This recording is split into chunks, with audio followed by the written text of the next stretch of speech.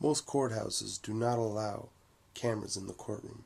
You could sneak in your phone into the court, and most phones have some kind of photographic capabilities now. However, if your phone goes off and you have to start gabbing away on your cell during the court proceedings, you will be escorted out. Judges have to have all the attention in the room. In that sense, they're much like teenage girls who are also really into wigs and gowns. If Black is slimming, then Tracy Morgan must be ginormous. If they make a sequel to the G.I. Joe movie, they should get Bert from Judge Judy to be Roadblock. My wife and I have been following Judge Judaism for years and have benefited from it, at least for the laughs.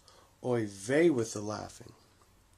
I personally think that the artist's rendering of courtroom drama for television coverage or newspaper coverage of a court case is to provide the general public with a little brevity and levity to the severity of the crimes, because in this day and age where Blu-ray quality three-dimensional pornography is easily available with optimal pixel rendering, here we are drawing pictures of bad men and women who were in court begging for leniency. Not that you have to beg all that much for leniency in Canada, just ask Homolka. As per brevity and levity, I've always thought that the real reason why the Canadian Supreme Court wears those ridiculous poofter wigs and those nifty red robes instead of the more ritualistic black court robe that the witches made so popular before being set on fire in the early 19th century, the red robes and poofy wigs of the Canadian Supreme Court make them all appear like shopping center Santa Clauses. So be good, for goodness sake.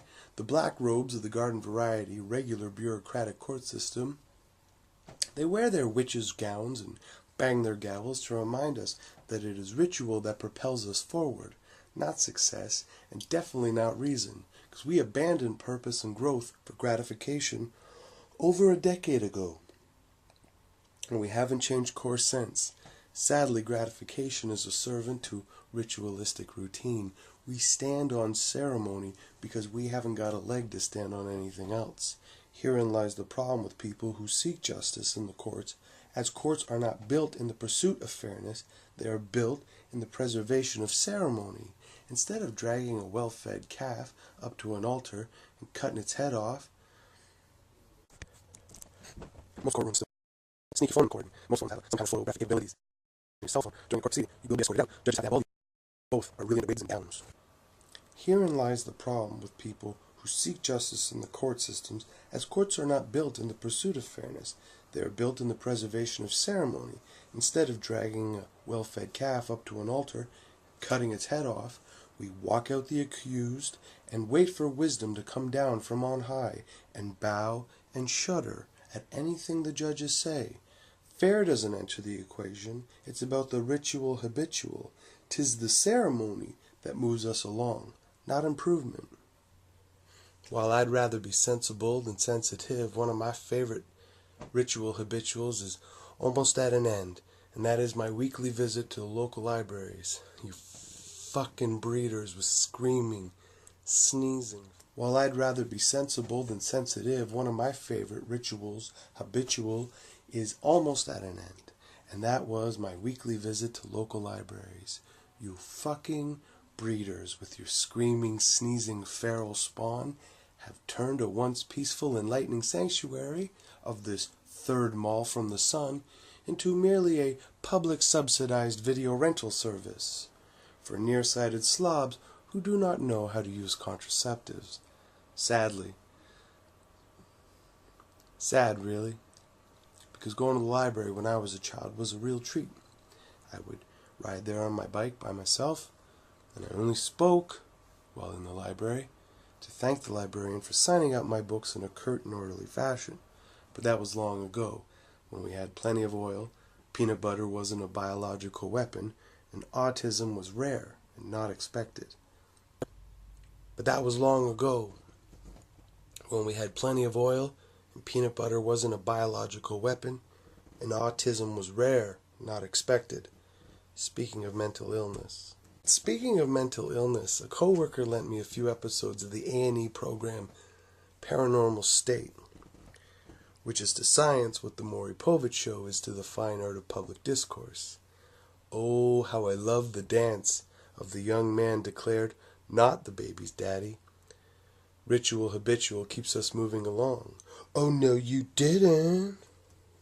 Well, science,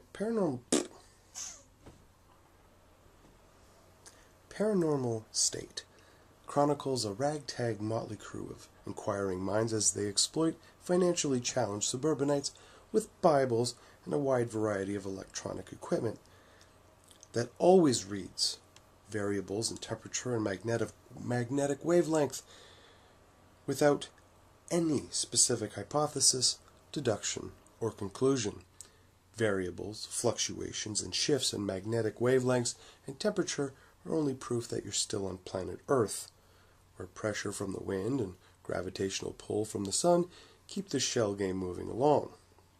Again, ritual moves us onward, not improvement. Ritual moves us onward, not improvement. After only watching a few episodes of Paranormal State, I couldn't help but identify the easily assembled formula for the program. In each of the case studies, just outside a major city is a suburb where voices and apparitions were heard, and now can only be documented through the speak and spell level of electronic gadgets. I particularly enjoyed the one haunted house, where they recorded an electronic translation of evil vibrations, and then, in the spookiest speech-into-text program they could find, the ominous words "out" and "priest" were heard. And I found it hilarious that a demon would cross over from other dimensions to speak like a mentally challenged child. No verbs. No verbs! Later in the same episode, a priest of rural proclivities assured a worried family that he had to do the exorcism during the day because at night would be to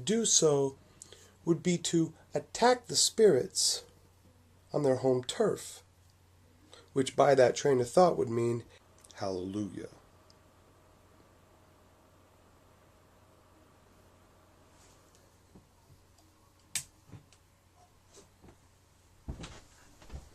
Priest of rural proclivities assured a worried family that he had to do the exorcism during the day because to do so at night would be to attack the spirits on their home turf,